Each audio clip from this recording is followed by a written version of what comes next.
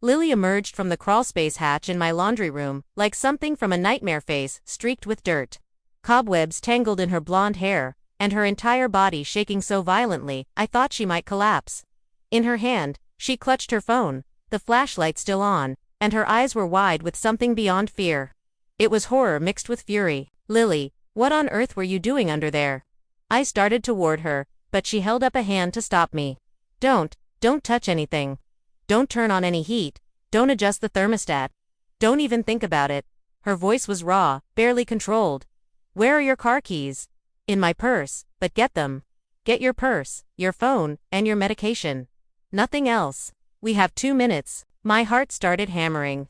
Lily was 22, a mechanical engineering student at the State University, and the most level-headed person I knew. She'd inherited that from her grandfather, my late husband Tom, who'd died 4 years ago. Tom had been an engineer too, a man who measured twice and spoke once. Lily was exactly like him. If she was panicking, there was a reason. "Lily, please, tell me what's happening." She was already pushing me toward my bedroom. "Your furnace has been modified. Someone installed a bypass system that routes carbon monoxide directly into your ductwork instead of venting it outside. Grandma, if you'd turned on your heat tonight, you would have been dead by morning." The floor seemed to tilt beneath my feet. "What? That's impossible. Who would, Dad?" The word came out like a curse. "It's Dad's work. I recognize his installation technique. The same way he labels his connections. Grandma, he's been working on your HVAC system for 6 months. He did this. My son. My 46-year-old son Michael. The boy I'd raised, the man I'd trusted. The mechanical engineer who'd insisted on upgrading my heating system last spring. No, Michael wouldn't. He would, and he did. I have pictures. We're leaving now. And I'm calling the police from the car." Lily had my purse, was practically dragging me toward the front door. "We can't stay here another minute. If the system is on a timer, if there's any kind of automated start." We were in my car 30 seconds later. Lily drove, her hands white-knuckled on the steering wheel, checking the rearview mirror every few seconds. My phone started ringing before we'd even reached the end of my street. "Michael, my son." "Don't answer it," Lily said sharply. "Grandma, please. Don't answer." I let it go to voicemail. It rang again immediately. Then again. By the time we pulled into a diner parking lot 5 miles from my house, I had 7 missed calls from Michael and 3 from his wife, Sandra. "He knows," Lily whispered, staring at my phone. "He knows we left." "How does he know?" "Cameras," I suggested, my voice sounding strange and distant. "He installed security cameras 6 months ago. Said they'd make me safer." Lily's expression turned even grimmer. "Jesus, he's been watching you. Probably monitoring when you use the heat, when you're home alone." "Grandma, this wasn't a spur-of-a-moment thing. This was planned. Meticulously planned." She pulled out her own phone and dialed 911. I watched her face as she explained to the dispatcher what she'd found, where we were, why we'd left my house. Her voice was steady now, engineer calm, but I could see the tremor in her hands as she pulled up the photos she'd taken. "I'm texting you pictures right now," she told the dispatcher. "The bypass valve configuration, the ductwork modification, the sealed exterior vents. You need a hazmat team and homicide detectives. This is attempted murder." Attempted murder. My son had tried to murder me. The phone kept ringing. Michael, then Sandra, then Michael again. Finally, a text message appeared. "Mom, where are you? Your security system shows you left the house. Are you okay?" "I'm worried." "He's worried," I said numbly. "He's worried because his plan isn't working." Lily grabbed my hand. "Grandma, I need you to focus. The police are coming, but I need to know, has Dad been acting strange? Asking about your finances. Your will." I nodded slowly, pieces falling into place like a horrific puzzle. "He's been asking about my properties. I own 4 rental buildings downtown, worth about $2.8 million total. He and Sandra are in debt. She told me 3 months ago they'd taken out a second mortgage, made some bad investments. Michael asked if I'd consider selling the properties and simplifying my estate. What did you say?" I said no. I said those buildings were for my retirement income. And eventually for you and your brother. I looked at Lily, saw the tears starting to form in her eyes. "He was going to kill me for the inheritance." "Not just kill you," Lily said quietly. "Make it look like an accident. An old woman living alone, faulty furnace, carbon monoxide poisoning. It happens all the time. No one would have questioned it. Especially since he's the one who'd been maintaining your system. My name is Dorothy Palmer, and I'm 68 years old. I've lived in this city my entire life, raised 2 sons here, built a successful property management business here. My husband, Tom, and I bought our first rental building 43 years ago. When we were barely 25 and everyone said we were crazy to take on that much debt. Tom was a mechanical engineer at the power company, steady and reliable. He could fix anything, build anything, and he taught our boys the same skills. Michael and his younger brother David both went into engineering, following their father's footsteps. Tom was so proud of them. He died 4 years ago of complications from diabetes. It was hard, but expected. We'd known for years his health was declining. What broke me wasn't his death, it was Michael's behavior afterward. Within weeks of the funeral, Michael was asking about the estate, about the properties, about when I planned to downsize and what would happen to the buildings. I'd been too grief-stricken to really process it then, but looking back, the signs were there, the impatience, the calculation behind his concern. Tom had left everything to meet the house, the properties, the investments. It was worth about $3.5 million total, including the real estate portfolio. Not enough to retire to a mansion, but enough for a comfortable life and a good inheritance for my sons and grandchildren. I'd planned to split everything evenly between Michael and David when I died. Michael had always been ambitious, always chasing the next big thing. He'd borrowed heavily to start his own engineering consulting firm 5 years ago. Sandra, his wife, was a financial planner who seemed to spend more than she made. They lived in a house twice the size they needed, drove luxury cars, took expensive vacations. When Tom was alive, he'd warned Michael about the debt. "Son, you're living beyond your means. You need to scale back before it catches up with you." Michael had laughed it off. "Dad, you don't understand modern finance. You and Mom scraped by 4 years. Sandra and I are building wealth differently." Except they weren't building wealth. They were building debt. And when Tom died, Michael started seeing me, not as his mother, but as a solution to his financial problems. Lily was different. Lily had spent hours with her grandfather, learning about systems and structures and honest work. She'd chosen mechanical engineering because of Tom, wanted to design sustainable heating and cooling systems. She was 22, brilliant, and completely disgusted by her parents' materialism. "They treat money like it's a game," she'd told me once. "Like the person with the most toys wins." Grandpa Tom never thought that way. He valued what he could build, what he could fix, what he could create. 6 months ago, Michael had come to me with a proposition. "Mom, your HVAC system is ancient. Let me upgrade it for you. New furnace, new ductwork, smart thermostat, consider it a gift." I'd protested the system worked fine, but he'd insisted. "Mom, you're 68, you need to be comfortable. Let me do this, please." So I'd agreed, and for 6 months, Michael had been in my crawlspace, in my attic, upgrading my heating system. He'd come over twice a week, sometimes more. Sometimes alone, sometimes with a worker I'd never met. He'd tell me it was complicated work, that old houses like mine needed special modifications. I'd trusted him. I'd made him lunch, thanked him for his care, told him how lucky I was to have such a thoughtful son. And the entire time he'd been building a death trap. Before we continue, please leave a comment telling us where you're watching from and subscribe to Never Too Old channel. We're creating a community of people who know that our best chapters can happen at any age. Now, back to the story. The police arrived at the diner 20 minutes after Lily's call. 2 patrol officers, followed shortly by Detective James Chen, a man in his 50s with kind eyes and a no-nonsense demeanor. Lily showed him the photos on her phone, and I watched his expression harden with each image. "Mrs. Palmer, can you walk me through what you found?" he asked Lily. "I'm studying mechanical engineering," Lily began. "I came over to visit my grandmother today, and she mentioned the heat wasn't working right.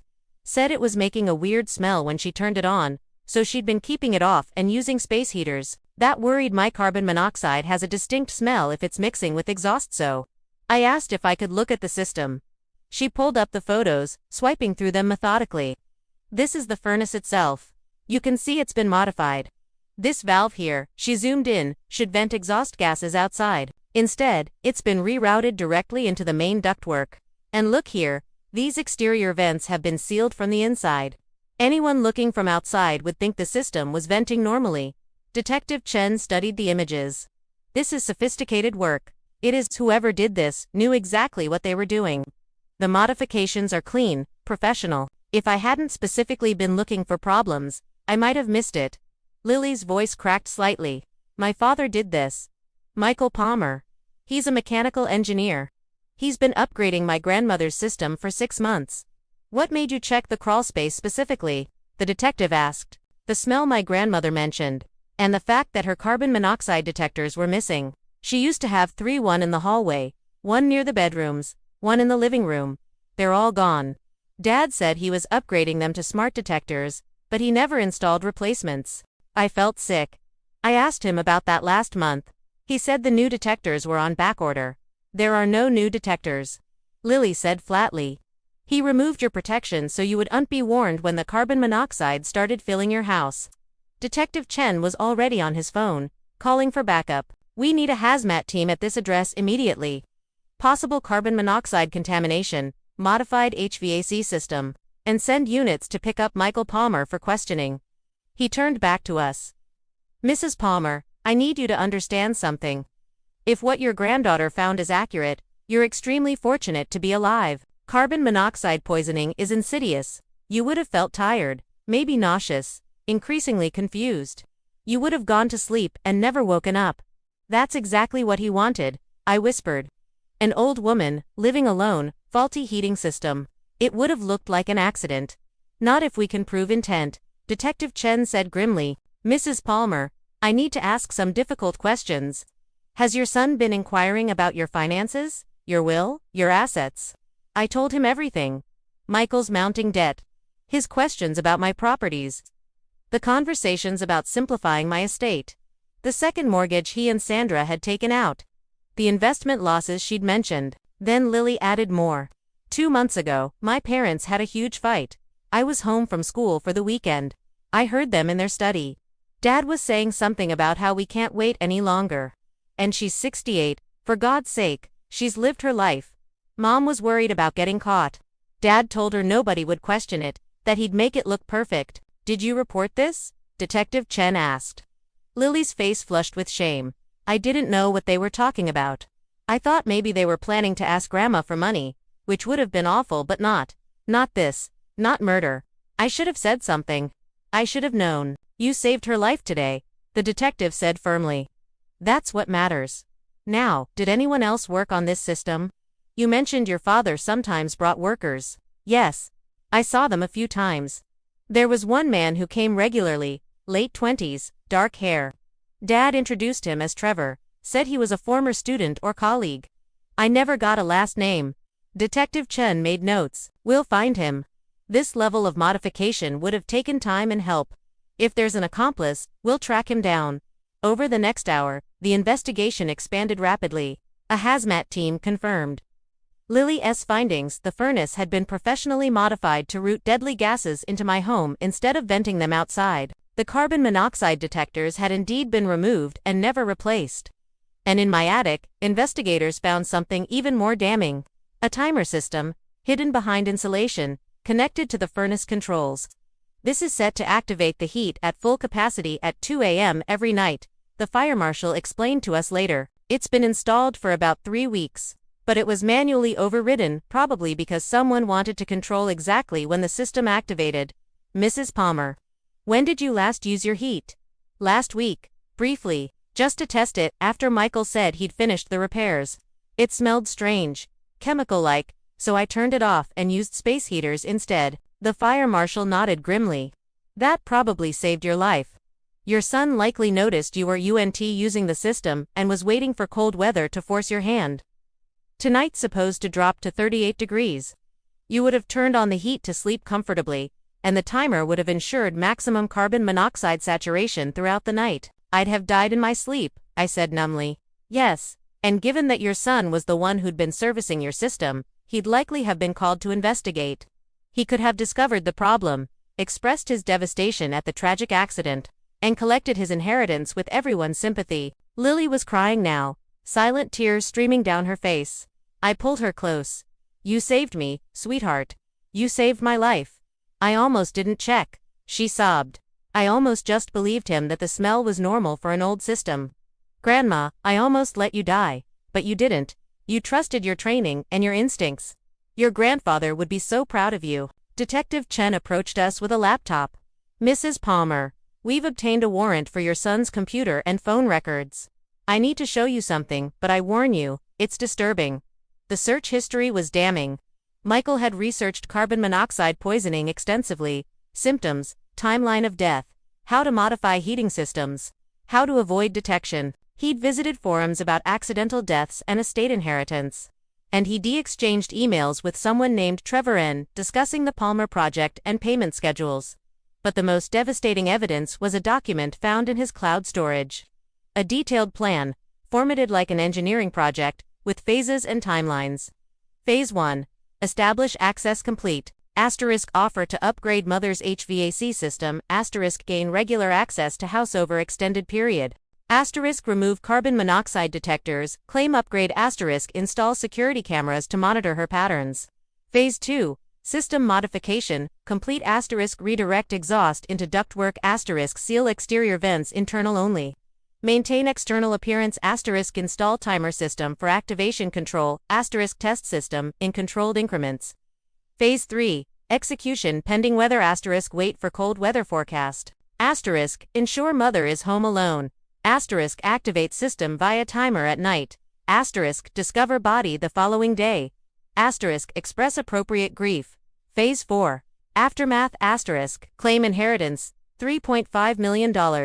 Estimated. Asterisk liquidate properties immediately. Asterisk pay off debts, $1.2 million. Asterisk establish new investment portfolio at the bottom. A note. Trevor gets $50,000 on completion. Make it look like contractor error if anyone questions modifications. He wrote it all down, I whispered. Like a business plan. Like I was a project to be completed. Criminals often document their plans. Detective Chen said quietly. They're usually confident they won't get caught. Your son thought he'd covered every angle. He didn't count on your granddaughter's engineering knowledge or her love for you. My phone rang. Again. Michael.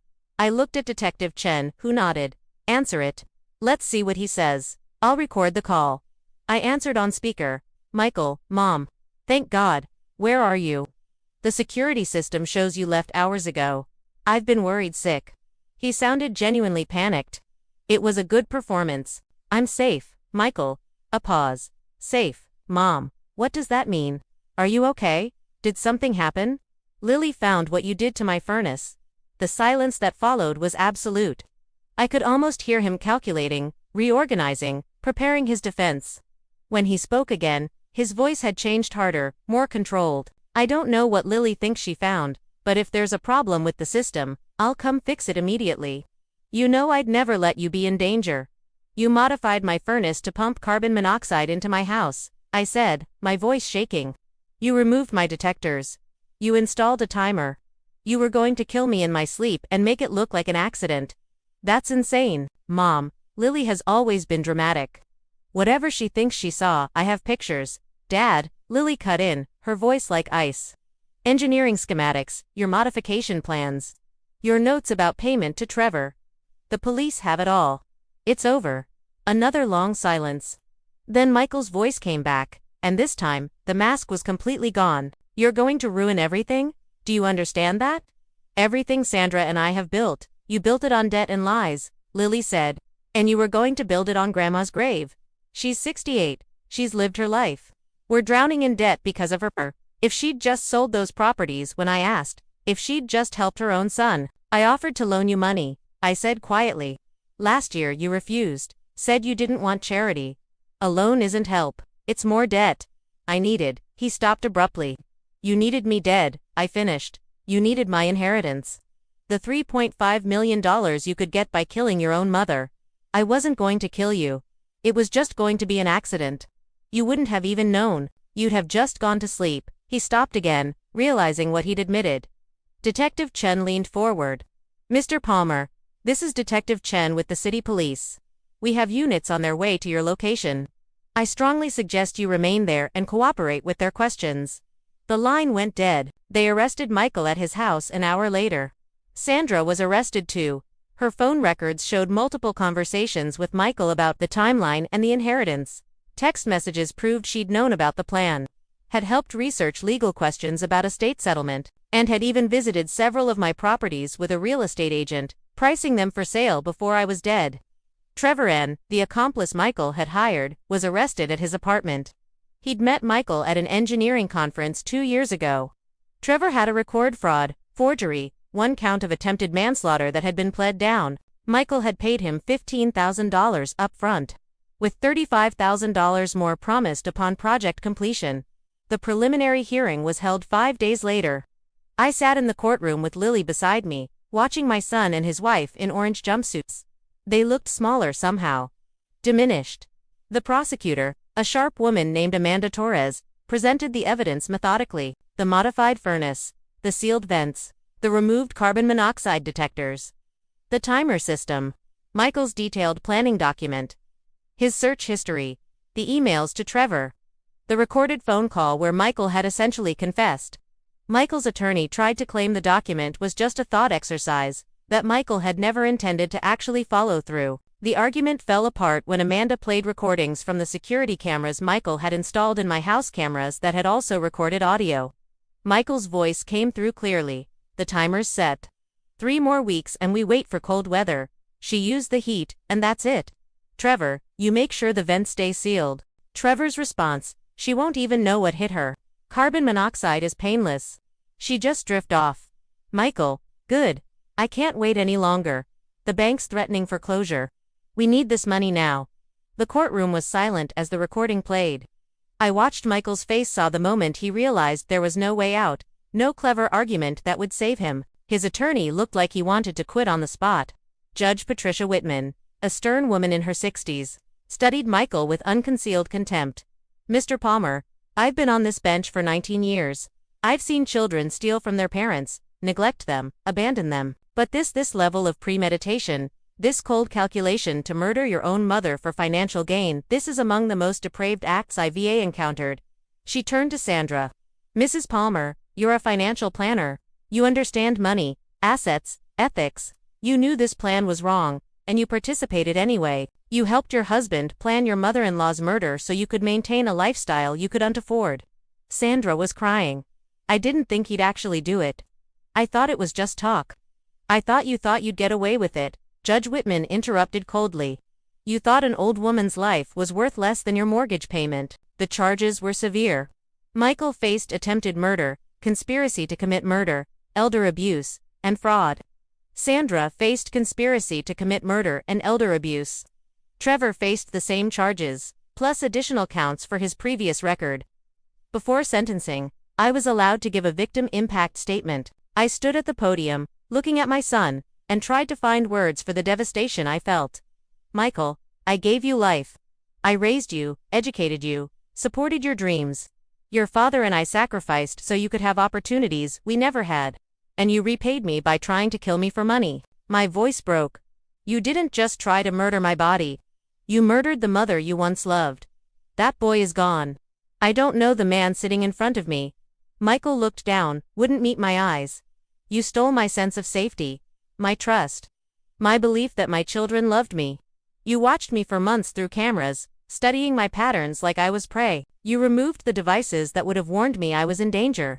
You planned my death with the same precision you'd use for an engineering project. I took a shaking breath. I hope whatever money you thought you'd get was worth it. Because you've lost everything that actually mattered. Judge Whitman sentenced Michael to 14 years for attempted murder, with additional concurrent sentences for the other charges. Sandra got 10 years for conspiracy. Trevor got 12 years, his previous record weighing against him. The civil consequences were equally devastating. I sued all 3 for damages, pain and suffering, medical monitoring, security expenses, loss of peaceful enjoyment of my home. The judgment was $720,000 against Michael and Sandra jointly. Their house was seized, their cars, their retirement accounts, everything. They declared bankruptcy, but the judgment survived it. Michael's engineering license was permanently revoked. Sandra lost her financial planning credentials. Even after prison, they'd never work in their fields again. I obtained permanent restraining orders against both of them. They couldn't contact me, come near me, or attempt any communication for the rest of their lives. If they violated the order, they'd go immediately back to prison. My younger son David was devastated when he learned what Michael had done. He'd known about Michael's financial troubles but never imagined it would lead to this. David testified against his brother, providing evidence of Michael's increasingly desperate conversations about money and inheritance. He asked me if I'd split the inheritance with him immediately if Mom died. David told the court. I thought he was just being morbid. I told him that was a horrible thing to say. Now I realize he was already planning it. 2 years later, I'm standing in the living room of my newly renovated house. After the arrest, I couldn't bear to live here anymore. Every room reminded me of Michael's visits. His careful installation of security cameras, his trips to the Crawlspace where he'd been building my death trap. I sold the house and bought a smaller place across town. Lily helped me design a new HVAC system. She personally oversaw every aspect of the installation, checked every connection, verified every vent. She installed medical-grade carbon monoxide detectors in every room, with backup battery systems and alerts that go directly to her phone. I'll never let anyone hurt you again, Grandma, she'd said fiercely as she installed the last detector. Never. My property management business is thriving. I promoted my assistant manager to full partner, and together we've expanded to 6 buildings now. Lily works with us part-time while finishing her engineering degree, specializing in HVAC safety systems. She's designing a new type of carbon monoxide detection system for her senior project, one that can identify deliberate modifications to heating systems. I'm calling it the Dorothy Palmer Safety System, she told me, named after the woman whose life depended on someone checking the engineering. David visits regularly. He brings his children, my grandchildren who still love me, who never knew their uncle was capable of such evil. We're rebuilding families slowly, carefully, with the people who deserve to be there. Michael writes me letters from prison. I don't read them. My attorney receives them, documents them, and stores them away. They'll have lost their prime earning years, their careers, their reputations, and their family. The money they thought they'd inherit. I revised my will the day after Michael's arrest. Everything goes to Lily and David equally, with generous trusts for my other grandchildren. Michael gets nothing. Neither does Sandra. The will explicitly states they are disinherited due to their attempt on my life. Sometimes people ask me if I've forgiven them. The answer is no, and I never will. Forgiveness isn't required for healing, and what they did is unforgivable. They didn't just try to kill me, they planned it for months, documented it, hired help, and would have succeeded if not for Lily's engineering knowledge and love.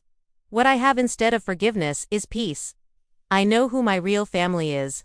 I know what my life is worth. I know that I'm stronger than I thought, that even at 68, even facing betrayal from my own child, I survived. I fought back. I won. Lily graduated last month with highest honors. Her thesis on HVAC safety systems has been accepted for publication in 3 engineering journals. Several manufacturers are interested in her detection technology. She's already been offered positions at 2 major firms, but she's thinking about starting her own company. I want to focus on elder safety, she told me. Grandma, what happened to you happens to thousands of people every year. Carbon monoxide poisoning, heating system failures, deliberate harm disguised as accidents. I want to design systems that protect people. That's what Grandpa Tom would have wanted. She's right. Tom would have been so proud of her. Proud of her engineering skills, her courage, her integrity. He taught her to question, to verify, to never accept it's fine without checking for herself. Those lessons saved my life. I'm 70 now. I have good years ahead of me, years that Michael tried to steal. I'm not spending them on bitterness or fear. I'm spending them with Lily, with David, with my grandchildren who love me for who I am, not what I'm worth. I'm building new memories in a safe home, growing a business that honors honest work, and supporting Lily's dreams the way Tom would have wanted. Michael will be in prison until he's 60. He'll lose his middle years, his career, his freedom, and his family. The son who was embarrassed by his father's simple engineering work will be known forever as the man who tried to murder his mother for money. And me, I'll be here, living the life he tried to take, building the legacy he tried to steal. That's not just survival, that's victory. So, that's my story.